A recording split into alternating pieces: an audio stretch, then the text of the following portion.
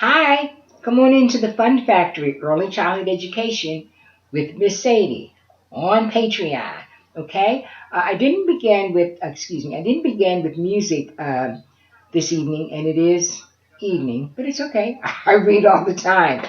I didn't begin with music simply because I will be reading actually two books, and this is Lola at the Library, and I have another one by LeBron James called I Promise. I saw this in Walmart during the summer and I bought it and I read it a few times and I had to wait to read it to my audience because each time I read it I was really getting like choked up. It's such a beautiful story about all children and the promises that they are going to make to themselves. Okay? So we're going to do that a little later, but I'm going to start off with Lola at the Library. And that's the goal of the Fun Factory Early Childhood Education is to have very young children have their own library within their homes. When they go to the public library, and I don't know if they're open again yet, of course they have to have a library card and then they take a book in, they check a book out. And I think within 2 weeks they need to return it. Well, suppose they want to read it again, you know, then they would have to check it out again. Well, suppose someone else has checked it out. But if they have their own personal in-home library, they can read the stories that they love as many times as they want and add other stories to that. That's how you build your own personal library. And I'm counting on preschool teachers, parents, older siblings, grandparents, the community.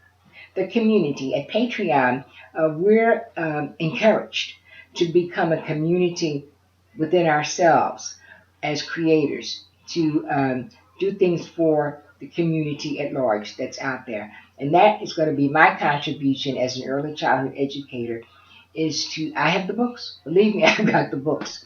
To have people subscribe, whether you have young children or not, but to support the community and allow very young children to begin the process of starting their own personal library in their home. So I'm going to start off with Lola at the library. And I know a lot of people will say library. It's not library, it's library. And I think when you begin saying it correctly, you'll say it like that all the time. It's not library. That's a fruit. Here we go.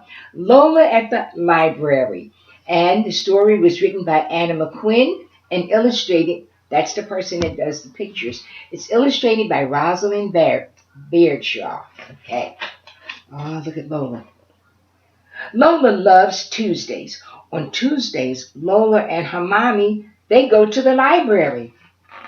Look at Lola. She's waking her mom up. She's ready to go to the library.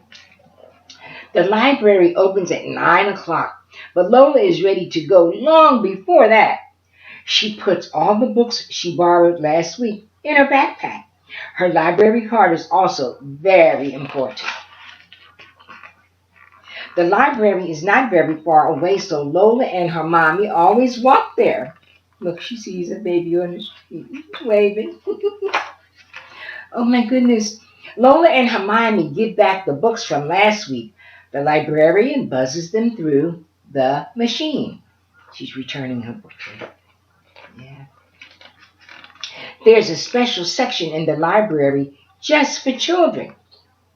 It's really cool. Nobody ever says, sometimes they're singing.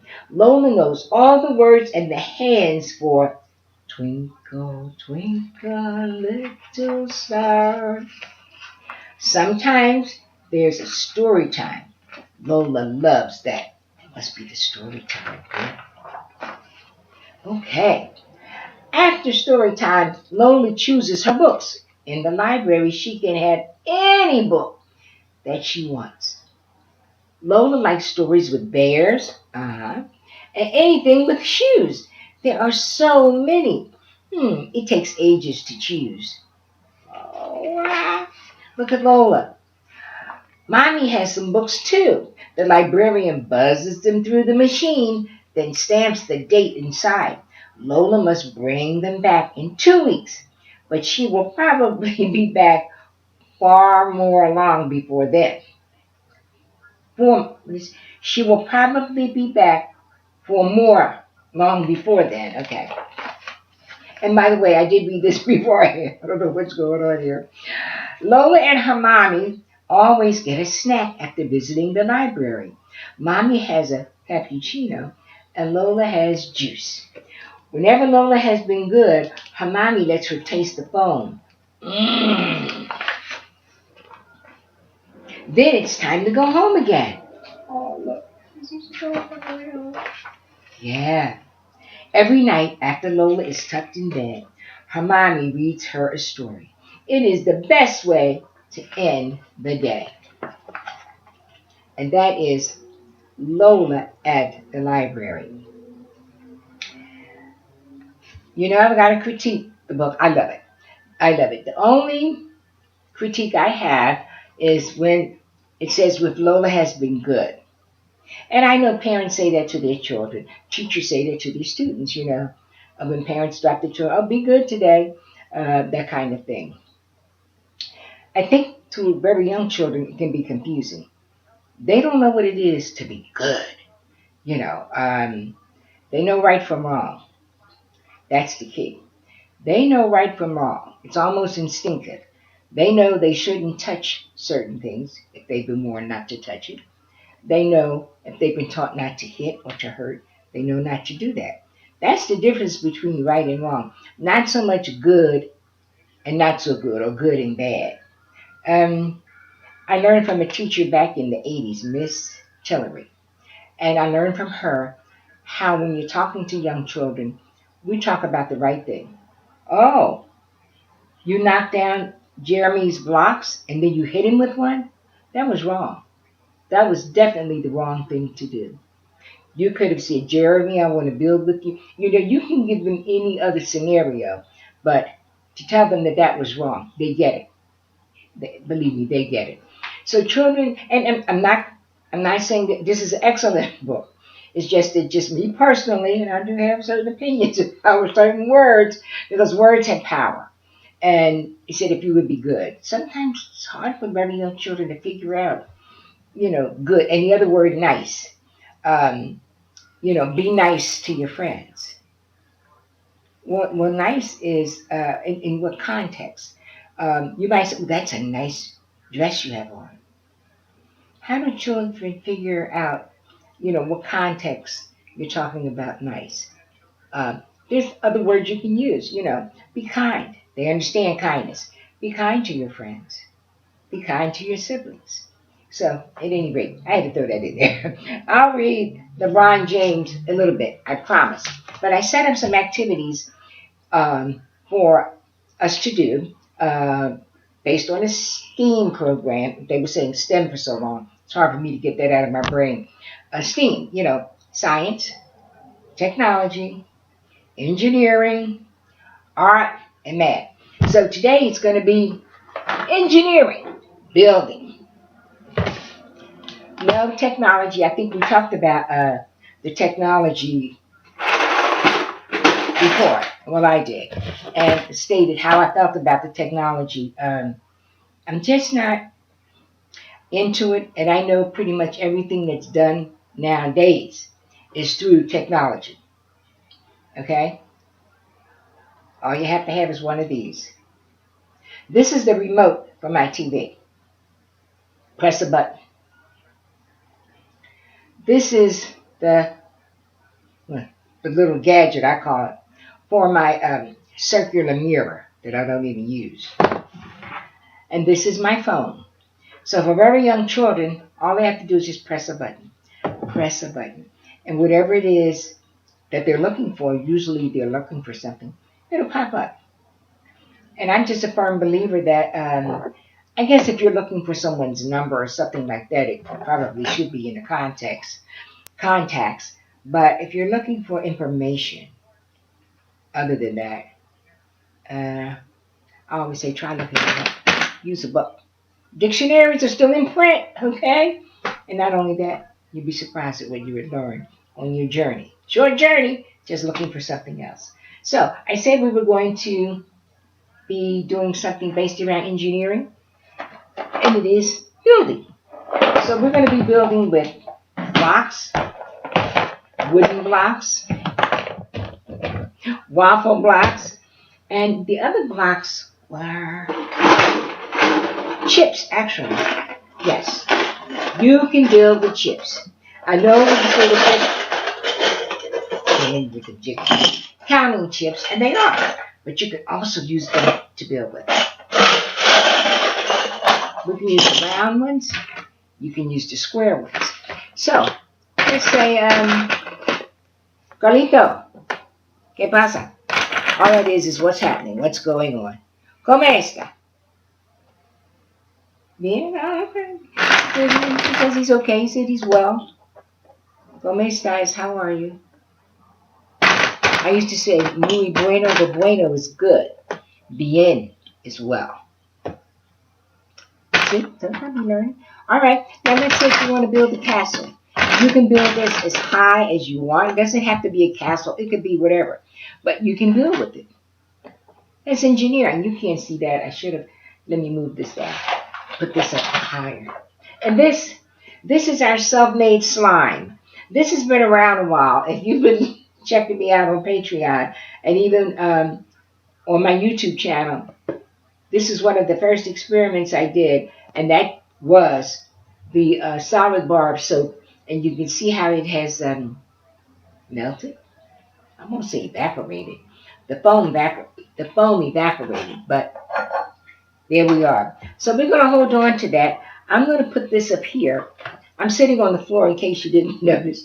And my students, Xing-Wei, Carleeto, Alaina, and Seku, they're behind me. And you can see I've got Tigger back there. I've got the elephant back there. Sometimes I just have to change it up because it's a struggle to try and get it this small table. But I want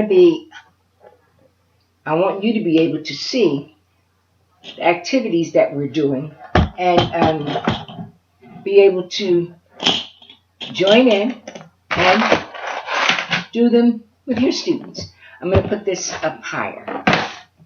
Can you see that? Let's see. Yeah, there it is. I'm just going to move it over to the side.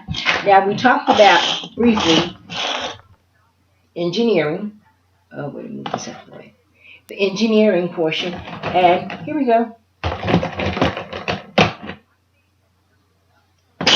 So, your students build whatever it is they like.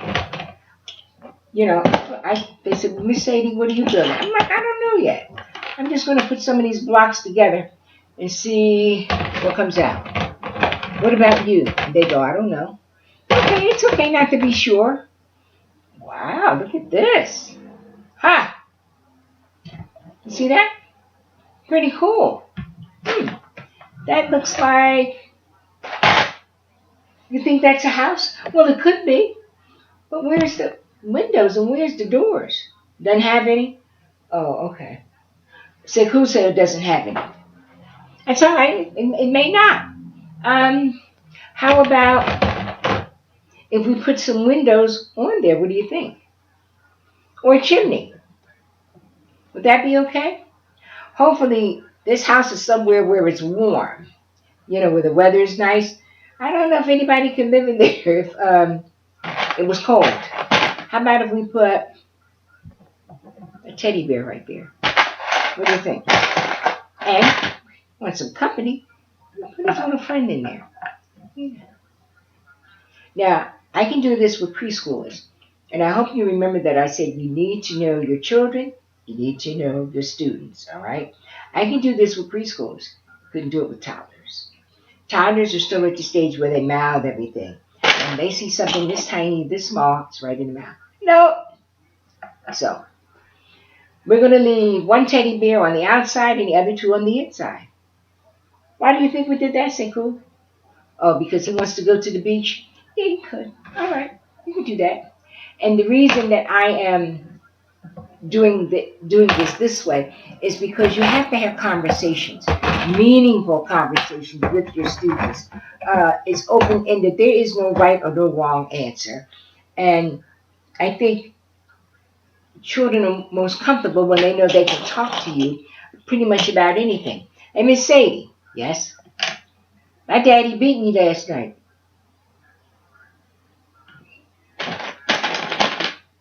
Well, I usually, that has happened to me. I had a child say that to me. And I remember I got silent for a minute because I didn't know how to answer her. Because the way she said, Miss Sadie, my daddy beat me that night. And I did say, oh, I can't think of her name now. I'm so sorry, sweetheart. I didn't say your daddy shouldn't have hit you. I didn't say that. Getting back to right and wrong. She knew it was wrong simply because we've talked about that in class, how we don't hit, how we don't hurt each other. So maybe that's part of the family culture, parenting skills that her dad had when they were bad. Here we go back to good and bad. When she was bad, she was hit. So, conversations with your children. People call them sensitive. No, I don't call it sensitive. It's true. You know, that happens. Bad things happen in certain households, and children will come and tell you. They're not, well, you might say, well, they're telling on their parents or whatever. Well, some parents probably do need to be told on. All right? I was hurt too. And I was ticked off. I don't like the other word, the P word. I really was. That he would hit this child. But like I said, that's part of, I guess, their parenting so-called skills. You can't control what goes on in a child's household, but you can certainly control what goes on within the walls of your classroom and let them know that when they're there, and you're there, and it's a safe place and it's a fun place for them to be. Just so many, I don't know, intricacies that are involved with teaching very young children and learning things about them and their home life yourself. The parents aren't going to come and tell you, yeah, we do this, that, and the other, A, B, C, and D. But at any rate, it's just you want to produce a fun, loving, friendly classroom for them, and just give them as much time and as much care as you can. Even if you have 3 or 4 together, it's okay. You can talk to them individually. You can talk to them as a group. And what am I building? I don't have a clue. I don't have a clue. I'm just putting these chips up there. They're asking me, Miss Sadie, what is that? I don't know. Okay? And these are kind of conversations I would have with my students. I'm just putting chips. I'm making a tower. Okay? A tower, what's that? You remember when we read, and maybe we read a story where a tower was in there. Well, so-and-so was in the tower, way up high. Oh, well, yours isn't that tall or that big. This is what they're going to say. Well, it doesn't have to be. This is a tower. Let's do something else. They remember stuff. And you better remember whatever it is that you said, because they will call you on it. They will call you, and you better be ready. You just better be ready. Okay, I'm finished with my tower. Can I take it down? You want me to knock it down? Okay. I did. I said it was going to be fun. Who's going to clean it up? Me, of course. I knocked it down, so I have to clean it up. Now, to somebody else on the outside, I don't care what they think. They might think that that's silly. I don't really care. I'm not doing this for you. This is how my children and I respond and react to each other. And we have a lot of fun. They asked me, was I going to knock it down? Yeah, it's my tower. I'll knock it down. So whether it's a tower, a parking lot, a school, a hospital, it doesn't matter. It's your design, and it's their design. All right. I would keep a container with these around. And all it is little bit batteries. Miss Sadie, what's that for?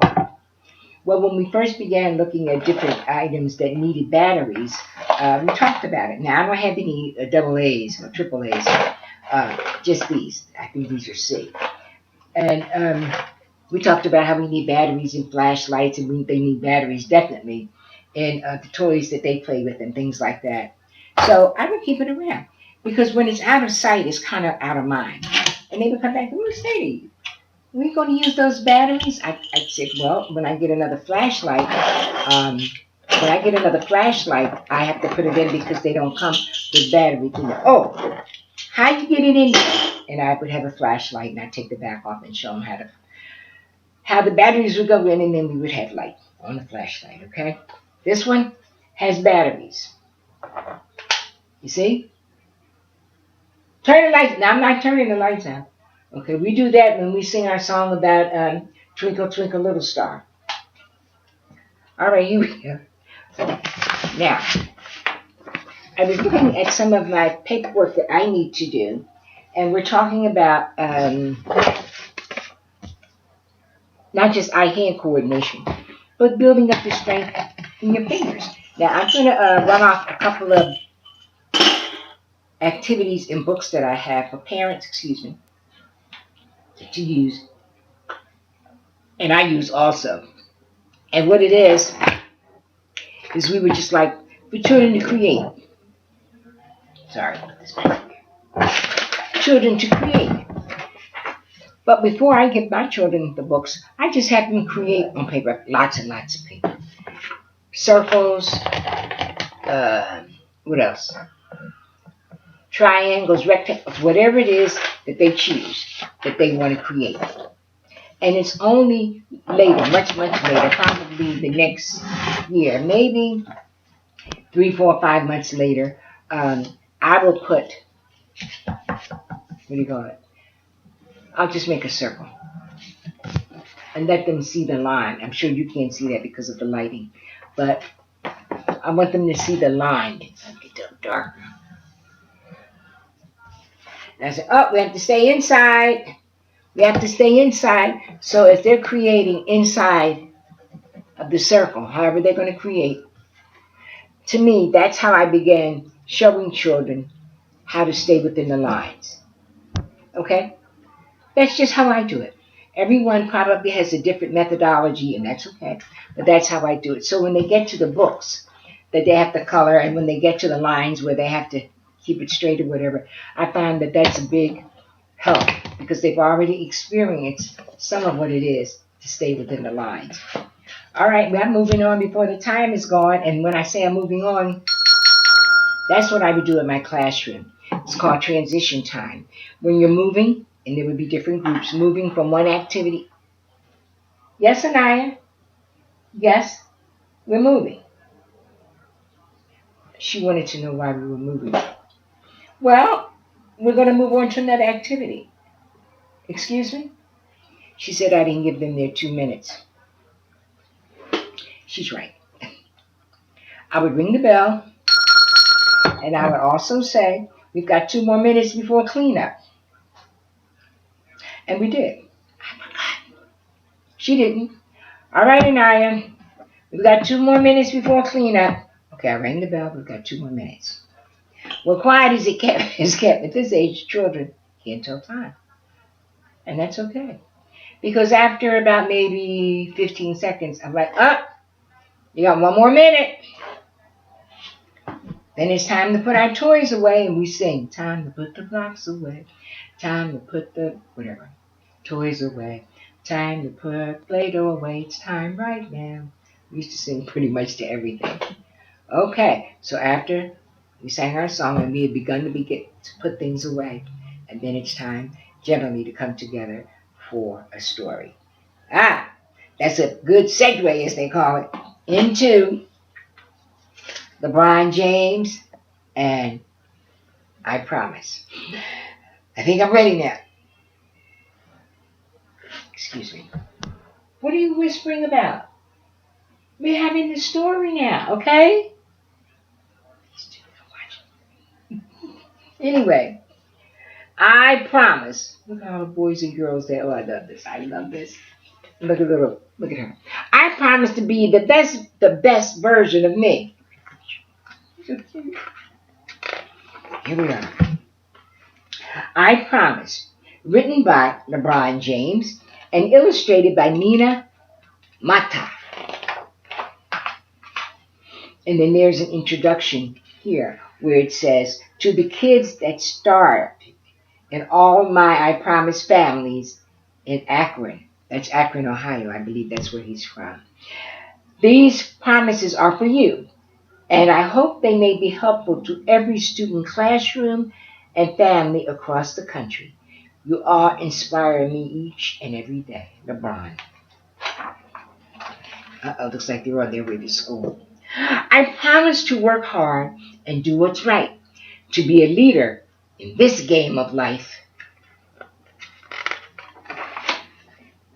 I promise to go to school and read as much as I can, to follow the rules and respect the game plan. I promise to run full court and show up each time, to get right back and let my magic shine. I promise to be open and try new things and enjoy the happy that change can bring. I promise to wear a big smile and use kindness when I speak, to remain strong yet humble with every win and defeat. I promise to ask for help whenever I need it, to reach for my star even when I can't see it. I promise to ask questions and find answers, to believe in next time and second chances. I promise to use my voice and stand up for what's right, and when things get tough, to keep up the fight. I promise to stand I promise to stand tall, rise up, and give all that I've got, to throw the alley-oop and uplift others on the spot. I promise to respect my elders and peers the same, to leave new places better than I came.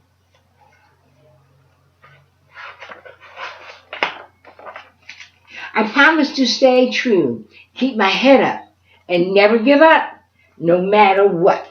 I promise to dream big and love bigger, to be a team player and a winner. I promise to cross bridges and break down walls, to rise with the sun and learn from the falls. I promise to be courageous, to be free, to strive for greatness. I promise to be me.